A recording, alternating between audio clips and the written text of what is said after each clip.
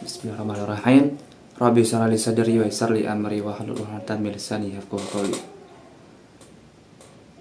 Assalamualaikum warahmatullahi wabarakatuh. Bismillah, perkenalkan nama saya Nur Asyikin. Saya akan mempresentasikan hasil dari kerja saya, yaitu tentang Abu Hanifah. Abu Hanifah atau nama lengkapnya Abu Hanifah An-Nu'man bin Sabit bin Zuda bin Marzuban, yang lebih dikenal dengan sebutan Abu Hanifah. Beliau lahir di Kufah, Irak pada tahun 80 Hijriah atau tahun 699 Masehi, dan meninggal di Baghdad, Irak tahun 150 Hijriah atau tahun 767 Masehi. Nah, Abu Hanifah adalah salah satu ulama besar dalam sejarah Islam dan merupakan pendiri mazhab Hanafi, salah satu dari 4 mazhab utama dalam fikih Islam. Mengutip dari Muhammad Ali As-Sahih Ilam Tarikh Fikih Al-Islam halaman 104 bahwa sang promotor golongan rasionalis ini namanya masuk dalam daftar At-Taba' Tabi'in, yaitu pengikut para tabi'in, generasi ketiga setelah Nabi. Karena dia pernah bertemu dengan salah seorang sahabat Rasulullah SAW yang bernama Anas bin Malik dan beberapa tentara perang Badar lainnya yang dimulakan oleh Allah Subhanahu wa Ta'ala, yang merupakan generasi terbaik Islam, dan meriwayatkan hadis darinya dan sahabat-sahabat Nabi lainnya. Imam Hanafi disebutkan sebagai tokoh yang pertama kali menyusun kitab fikih berdasarkan kelompok-kelompok yang diawali dari kesucian, yaitu taharah, salat, dan seterusnya, yang kemudian diikuti oleh ulama-ulama sesudahnya seperti Malik bin Anas, Imam Syafi'i, Abu Dawud, Imam Bukhari rahimahullah, dan lainnya. Latar belakang dan menuntut ilmu. Nah, Abu Hanifah berasal dari keluarga pedagang yang dikenal baik. Saat Abu Hanifah masih anak-anak, Abu Hanifah sering mendampingi ayahnya berdagang sutra. Namun tidak seperti pedagang lainnya, Abu Hanifah memiliki kebiasaan untuk pergi ke Masjid Kufah. Karena kecerdasan yang gemilang, ia mampu menghafal Al-Quran serta ribuan hadis. Meskipun terlibat dalam bisnis, ia sangat tertarik pada ilmu pengetahuan. Nah, khususnya ilmu fikih dan teologi. Nah, teologi adalah ilmu yang mempelajari segala sesuatu yang berkaitan dengan keyakinan beragama atau ilmu tentang Tuhan. Nah, itu dia teologi. Sebagaimana putra seorang pedagang, nah, kita lanjutkan yang tadi. Sebagaimana putra seorang pedagang, Abu Hanifah pun kemudian berprofesi seperti ayahnya. Ia mendapat banyak keuntungan dari profesi ini. Di sisi lain, ia memiliki wawasan yang sangat luas, kecerdasan yang luar biasa, serta hafalan yang sangat kuat. Oleh karena itu, beberapa ulama yang mengetahui hal ini, mereka menganjurkannya untuk pergi berguru kepada ulama, seperti ia pergi ke pasar setiap hari. Nah, setelah memutuskan untuk mengikuti syarat Asy-Sya'bi, meninggalkan hiruk pikuk dunia perdagangan dan mencurahkan lebih banyak simpati kepada para ulama, santri baru itu sudah mulai jarang tampak di pasar. Ia mulai menjauh dari kebisingan di tempat itu, walaupun sesekali juga menyempatkan diri menyambangi para pelanggan setia dan teman-teman di sana. Tapi itu bisa dihitung jari, dalam sepekan mungkin sekali atau bahkan tidak sama sekali. Kesehariannya sibuk dengan mengaji, menghadiri halakah demi halakah para ulama di Kufah. Nah, apa itu halakah? Halakah itulah tradisi diskusi atau pengajian yang dilakukan oleh masyarakat pesantren dengan duduk melingkar. Kata halakah berasal dari bahasa Arab, yaitu halaka yahluku halakatan, yang berarti lingkaran. Halakah merupakan metode pembelajaran yang dilakukan dengan cara murid-murid duduk melingkari guru-guru yang membimbingnya, dan guru memberikan pengajaran atau penjelasan kepada murid-murid. Halakah merupakan tradisi yang bersumber dari Nabi Muhammad. Nah, itu dia halakah.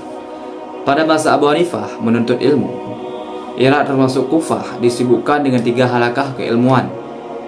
3 halakah. Yang pertama, halakah yang membahas pokok-pokok akidah.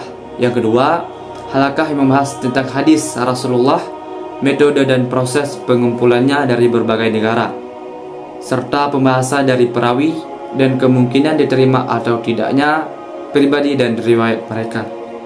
Ketiga, halakah yang membahas masalah fikih dari Al-Quran dan hadis, termasuk membahas fatwa untuk menjawab masalah-masalah baru yang muncul saat itu yang belum pernah muncul sebelumnya.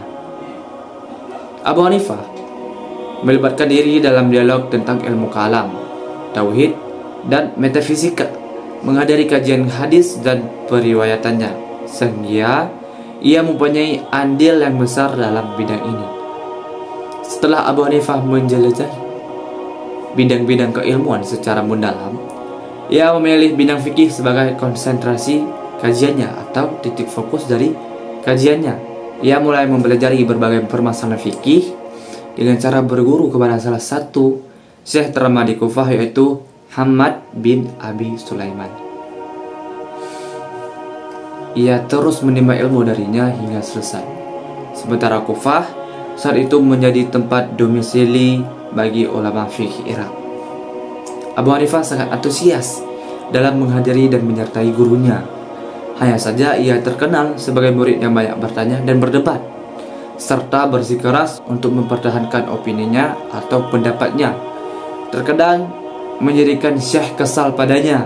Namun, karena kecintaannya pada sang murid, ia selalu mencari tahu tentang kondisi perkembangannya. Dari informasi yang ia peroleh, akhirnya sang syekh tahu bahwa ia selalu bangun malam, menghidupkan malam dengan salat dan tilawah Al-Quran. Karena banyaknya informasi yang ia dengar, maka syekh menamakannya Al-Watad. Nah, selama 18 tahun, Abu Hanifah berguru kepada Syekh Hammad bin Abu Sulaiman. Saat itu dia masih berusia 22 tahun. Karena dianggapnya telah cukup, ia mencari waktu yang tepat untuk bisa mandiri. Namun, setiap kali mencoba lepas dari gurunya, Abu Hanifah merasakan bahwa ia masih membutuhkannya. Nah, menjadi ulama. Kabar buruk terhembus dari Basarah untuk Syekh Hammad.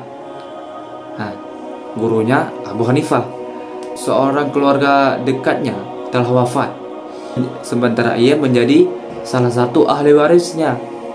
Ketika ia memutuskan untuk pergi ke Basarah, ia meminta tolong Abu Hanifah untuk menggantikan posisinya sebagai pengajar, pemberi fatwa, dan pengarah dialog. Saat Abu Hanifah menggantikan posisi Syekh Hammad, ia dihujani oleh pertanyaan yang sangat banyak. Sebagian belum pernah ia dengar, maka sebagian ia jawab, dan sebagian yang lain ia tangguhkan. Ketika Syekh Hammad pulang dari Basarah, ia segera mengajukan pertanyaan tersebut pada Syekh Hammad, yang tidak kurang dari 60 pertanyaan, yang 40 diantaranya itu sama dengan jawaban Abu Hanifah, dan 20 yang lain itu berbeda pendapat dengan jawaban Abu Hanifah. Dari peristiwa ini, ia merasakan bahwa masih banyak kekurangan yang ia rasakan. Maka ia memutuskan untuk menunggu sang guru di halaqah ilmu, sehingga ia dapat mengoreksi kepadanya ilmu yang telah ia dapatkan, serta mempelajari yang belum ia ketahui. Ketika umurnya menginjak usia 40 tahun, gurunya Syekh Hammad telah wafat. Maka ia segera matikan gurunya. Abu Hanifah tak hanya mengambil ilmu dari Syekh Hammad, tapi juga banyak ulama selama perjalanan ke Makkah dan Madinah. Di antaranya adalah Anas bin Malik, Zaid bin Ali, dan Ja'far As-Siddiq, yang mempunyai konsen besar terhadap masalah fikih dan hadis. Imam Abu Hanifah diketahui telah menyelesaikan 600.000 perkara dalam bidang ilmu fikih dan dijuluki Imam Al-A'dham oleh masyarakat karena keluasan ilmunya. Beliau juga menjadi rujukan para ulama pada masa itu dan merupakan guru daripada ulama besar pada masa itu dan masa selanjutnya. Kisah warak Abu Hanifah. Nah, suatu ketika Jubairah bin Al-Mughalis bercerita tentang dirinya pernah mendengar Qais bin Rabi memuji Abu Hanifah. Qais berkata, "Kana Abu Hanifah wara'an taqiyan mufadilan ala ikhwanihi," yang artinya Abu Hanifah adalah seorang yang amat warak dan benar-benar taat beragama. Dia juga gemar menebar kebaikan kepada sesama. Sebenarnya ada banyak pengakuan serupa terkait kewarakan Imam Abu Hanifah. Pengakuan itu juga muncul dari orang-orang elit sekelas Imam Syafi'i, Imam Malik, dan seterusnya. Di antara kisah kewarakan Abu Hanifah yang ditulis oleh Imam Al-Hafiz Abu Abdullah Muhammad bin Ahmad bin Utsman Al-Azhabi dalam kitabnya Al-Manaqib Al-Imam min Abi Hanafi wasahabihi Abu Yusuf Muhammad bin Al-Ahsan, yaitu saat Abu Hanifah menjedakahkan hasil penjualan baju yang dinilai yang syubhat. Nah, itu ceritanya gini. Suatu ketika ulama yang entrepreneur itu menyuruh salah seorang partner bisnisnya atau rekan kerjanya yang bernama Hafs. Nah, Abu Hanifah ini menyuruh si Hafs ini untuk menjual salah satu baju miliknya.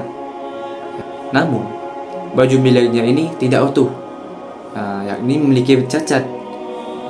Lalu Abu Hanifah berpesan kepada si Hafs ini yang berbunyi, "Inna fi sawbi kaza aiban fa iza bi'tuhu fabayyin," yang artinya di baju ini terdapat cacat. Kalau ada yang ingin membelinya, beritahu dahulu di mana bagian cacatnya. Namun, sialnya, si Hafiz ini malah lupa pesan Abu Hanifah. Dia langsung menjual baju itu tanpa menunjukkan celahnya. Sedangkan untuk menemukan si pembeli tadi, itu sudah tidak mungkin. Bayangkan saja di tengah pasar yang sangat ramai, dipadati orang-orang tak dikenal yang datang dari segala penjuru. Mengerti hal itu, Abu Hanifah langsung menyedekahkan uang hasil penjualan baju tersebut. Kerennya lagi, Abu Hanifah tidak marah atas keteledoran atau kesalahan partner kerjanya itu. Jangankan sampai marah, komentar pun tidak ada. Malahan Abu Hanifah menyikapi sikap partnernya itu dengan senyum ramah. Nah, sungguh luar biasa. Ia mampu meneladani akhlak baginda Rasulullah. Kontribusi dan pemikiran. Nah, Abu Hanifah adalah seorang pemikir yang sangat dihormati, tidak hanya dalam fikih, tetapi juga dalam bidang teologi. Dia dikenal karena keterlibatannya dalam perdebatan teologi dengan berbagai kelompok, termasuk kelompok Mu'tazilah dan Khawarij. Meskipun begitu, Abu Hanifah selalu berusaha menjaga keseimbangan antara rasionalitas dan tekstualitas dalam memahami ajaran agama. Salah satu kontribusi yang terbesar adalah dalam metodologi hukum Islam, di mana ia menekankan pentingnya menggunakan akal dan logika dalam menerapkan hukum tanpa mengabaikan otoritas teks-teks agama. Ia juga dikenal karena keadilannya dalam memberikan fatwa, terutama dalam kasus-kasus yang melibatkan kaum miskin dan kaum yang tertindas. Penolakan sebagai hakim. Khalifah Abu Ja'far Al-Mansur berkata kepada menterinya, "Aku sedang membutuhkan hakim yang bisa menegakkan keadilan di negeri ini." Ya. Dengan kualifikasi dia tidak takut kepada siapapun dan menegakkan kebenaran, paling memahami Al-Quran dan Sunnah Rasulullah. Menurutmu, siapa yang layak menduduki posisi ini? Tanya Khalifah Abu Ja'far kepada menterinya. Lalu sang menteri menjawab, "Sejauh pengetahuan saya, ulama yang paling tepat, yang paling betul, yang paling tepat menduduki jabatan ini adalah Abu Hanifah An-Nu'man." Ya, begitu jawab menterinya. Betapa bahagianya kita jika ia menerima tawaran sebagai hakim ini. Nah, tapi apa mungkin seseorang bisa menolak jika kita yang memintanya? Tanya Khalifah. Sejauh yang kami tahu, dia tidak pernah tunduk kepada siapapun. Tampaknya dia tidak suka menduduki posisi sebagai hakim. Nah, ucap menterinya. Khalifah kemudian mengutus seorang utusan, memintanya menghadap seraya menawarkan posisi sebagai hakim. Abu Hanifah menjawab, aku akan istikhraj terlebih dahulu. Istikhraj itu adalah salat untuk meminta petunjuk kepada Allah Subhanahu wa taala. Nah, gitu. Tadi Abu Hanifah menjawab, akan aku istikhraj terlebih dahulu, yaitu salat 2 rakaat meminta petunjuk kepada Allah. Jika hatiku dibuka, maka akan aku terima. Jika tidak, maka masih banyak ahli fikih lain yang bisa dipilih. Salah satunya di antara mereka oleh Amirul Mukminin. Waktu terus berjalan. Ternyata Abu Hanifah tak kunjung menghadap khalifah. Maka ia mengutus seorang utusan memintanya menghadap. Abu Hanifah kemudian pergi menghadap, namun ia bertekad untuk menolak jabatan hakim yang ditawarkan kepadanya. Ternyata khalifah tidak menyerah begitu saja. Ia bersumpah agar Abu Hanifah menerima jabatan hakim yang dia tawarkan. Akan tetapi Abu Hanifah menolaknya. Seraya berkata, "Wahai Amirul Mukminin, sesungguhnya aku tak pantas untuk menduduki jabatan hakim ini." Lalu khalifah malah menjawab, "Engkau dusta, engkau berbohong." Sehingga Abu Hanifah pun berkata, "Sekiranya Anda telah menghukumi saya dengan pembohong, maka sesungguhnya para pembohong tak layak menjadi hakim. Dan sebaliknya, Anda jangan mengangkat rakyat Anda yang tidak memenuhi kualifikasi untuk menduduki jabatan yang strategis ini." Wahai Amirul Mukminin, takutlah engkau kepada Allah dan jangan delegasikan amanah kecuali kepada mereka yang takut kepada Allah. Jika saya tidak mendapat jaminan keridaan, bagaimana saya akan mendapat jaminan terhindar dari murka? Khalifah lalu memerintahkan mencabutnya 100 cambukan, lalu mencoploskannya ke dalam penjara. Nah, selang beberapa hari, Khalifah dapat teguran dari seorang kerabatnya. "Wahai Amirul Mukminin, sesungguhnya Allah telah mencabut diri Anda dengan 100.000 pukulan pedang." Mendengar teguran tersebut, lalu Khalifah segera memerintahkan untuk membayar 30.000 dirham atau setara dengan 2,1 miliar rupiah kepada Abu Hanifah sebagai permohonan maaf dan sebagai ganti atas derita yang telah dirasakannya. Lalu membebaskannya dan mengembalikan ke rumahnya. Ternyata setelah harta tersebut diberikan, Abu Hanifah menolaknya. Maka khalifah pun marah, lalu memerintahkannya untuk menjebloskan kembali ke penjara. Hanya saja para menteri mengusulkan Abu Hanifah segera dibebaskan dan cukup diberi dengan penjara rumah, serta melarangnya untuk duduk bersama masyarakat atau keluar dari rumah. Lalu akhir hayat dari Abu Hanifah. Selang beberapa hari setelah mendapatkan tahanan rumah, Abu Hanifah terkena penyakit. Semakin lama semakin parah. Akhirnya ia wafat pada umur 68 tahun. Berita kematiannya segera menyebar. Ketika khalifah mendengar berita itu, ia berkata, "Siapa yang bisa memaafkanku darimu, hidup maupun mati?" Salah seorang ulama Kufah berkata, "Cahaya keilmuan telah dimatikan dari kota Kufah. Sungguh mereka tidak pernah melihat ulama sekaibar ini selamanya." Yang lain berkata, "Kini mufti dan fakih Irak telah tiada. Jasadnya dikeluarkan, dipanggul di atas punggung kelima muridnya hingga sampai tempat pemandian. Dia dimandikan oleh Al-Hasan bin Imarah, sementara Al-Hawari yang menyeramkan air ke tubuhnya. Ia disalatkan lebih dari 50.000 orang dalam 6 kali putaran yang ditutup dengan salat anaknya, yaitu Hamad. Ia tak dapat dikuburkan kecuali setelah salat asar karena sesak dan banyak tangisan. Ia berwasiat agar jasadnya dikuburkan di kuburan Al-Khairazan karena merupakan tanah kubur yang baik dan bukan tanah curian." Nah, itu telah habis tentang kisah tentang sejarah Abu Hanifah. Kita akan mengenal tentang mazhab Hanafi. Mazhab Hanafi adalah salah satu mazhab terbesar dalam Islam dan sangat berpengaruh, khususnya di wilayah Irak, Turki, Asia Tenggara, dan anak benua India. Mazhab ini dikenal dengan pendekatan rasional dan fleksibel dalam memahami hukum Islam. Abu Hanifah sering menggunakan analogi atau kias dan pendapat pribadi atau ra'yi dalam memberikan fatwa ketika tidak ada nas. Nas itu adalah Al-Quran dan hadis yang jelas. Ciri khas dari mazhab Hanafi adalah penekanan pada ijtihad yang memungkinkan penyesuaian dengan berbagai kondisi dan situasi sosial. Pendekatan ini membuat mazhab Hanafi menjadi populer di kalangan pemerintah dan masyarakat yang beragam secara budaya dan sosial. Warisan dari Abu Hanifah. Abu Hanifah meninggalkan warisan intelektual yang sangat besar. Mazhab Hanafi hingga kini diikuti oleh jutaan muslim di seluruh dunia, terutama di wilayah Asia Selatan, Turki, dan sebagian wilayah Timur Tengah. Kitab-kitabnya dan ajaran-ajarannya tentang fikih terus dipelajari oleh generasi ulama berikutnya, dan metode ijtihad yang diperkenalkan tetap relevan dalam perkembangan hukum Islam modern. Abu Hanifah dikenal karena integritas, keteguhan pendirian, dan kecintaannya terhadap ilmu pengetahuan. Meskipun menghadapi banyak tekanan politik dan sosial, ia tetap teguh pada prinsip-prinsip keadilan dan kebenaran yang ia yakini.